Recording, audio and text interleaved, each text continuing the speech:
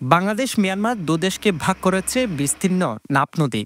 সীমান্তে ৬৩ কিলোমিটার দৈর্ঘ্য আর ১,৩৬৪ মিটার গড় প্রস্থের নদীতে বাংলাদেশ অংশে মাছ ধরে জীবিকা নির্বাহ হতো ৭,০০০ পরিবারের।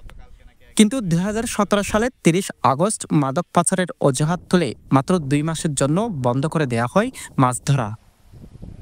সে ২ মাস গড়িয়ে যায় টানা ৮ বছরে। এতে অভাব অনটনে দিন কাটে জেলে পরিবারের। অবশেষে সেই প্রতিজ্ঞার অবসান ঘটেছে জেলেদের। হাইকোর্টের আদেশের প্রেক্ষিতে বৃহস্পতিবার তুলে নেওয়া হয় নিষেধাজ্ঞা, তবে তাও সাময়িক, মাত্র ৩ মাসের জন্য। সাময়িক নিষেধাজ্ঞা তুলে নিলেও বেশ কিছু শর্ত জুড়ে দিয়েছে প্রশাসন।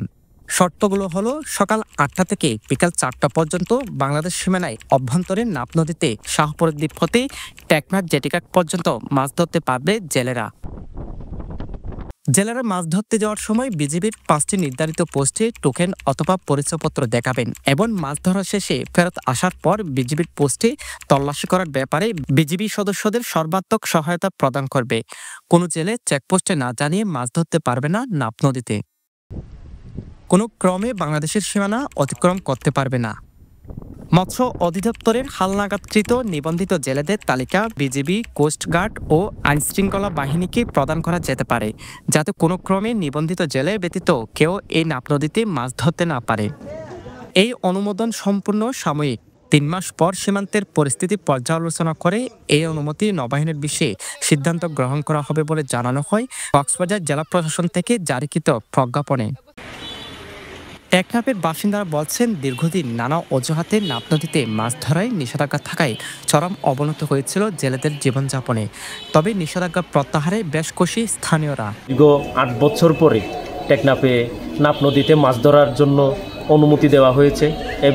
এক্ষেত্রে আমি অনেক বেশি আনন্দিত।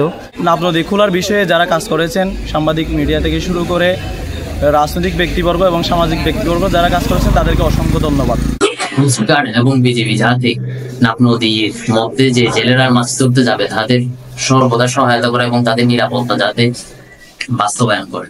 মাদকসহ নানা তকমা দিয়ে বন্ধ থাকায় নাপ নদীতে আবারও যেন নিষেধাজ্ঞার পুনরাবৃত্তি না ঘটে, সেজন্য জেলেদের সচেতন থাকার কথা বলছেন সচেতন মহল। টেকনাফের যারা স্থানীয় জেলেরা আছে তারা অনেক কষ্ট করছেন, অনেক কষ্ট পাইছেন।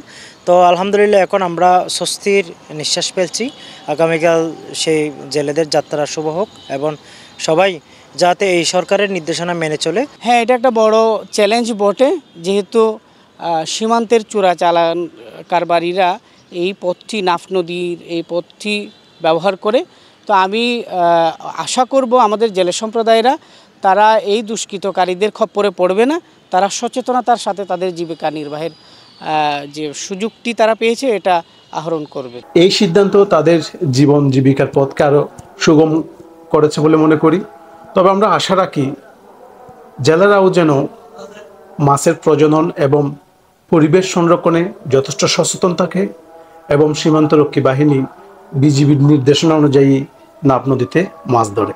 রাজনীতিবিদরা বলছেন, আওয়ামী সরকারের দোসরেরা নিজেদের মাদকসহ অবৈধ কারবার নিরাপদ রাখার জন্য চক্রান্ত করে মাছ ধরা বন্ধ করে রেখেছিল। শুধু মাছ ধরা নয়, পর্যটন সহ নানা খাতে অযৌক্তিক হস্তক্ষেপ করে টেকনাফের সাধারণ মানুষের উপর জুলুম চালিয়েছিল।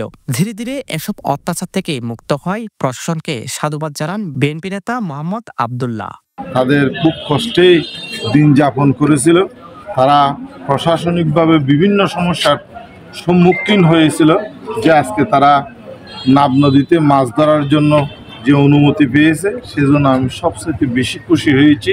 কিছু কুচক্রী মহল দূষরেরা অতীতে তাদের অবৈধ ব্যবসাকে ডেকে দেওয়ার জন্য এই নাব নদীতে মাছ ধরা, টেকনাফের বৈধ করিডোর ব্যবসা, পর্যটন ব্যবসা, সমস্ত বন্দরের ব্যবসা থেকে শুরু করে সব কিছু বৈধ ব্যবসাগুলো তারা বন্ধ করে দিয়েছিল।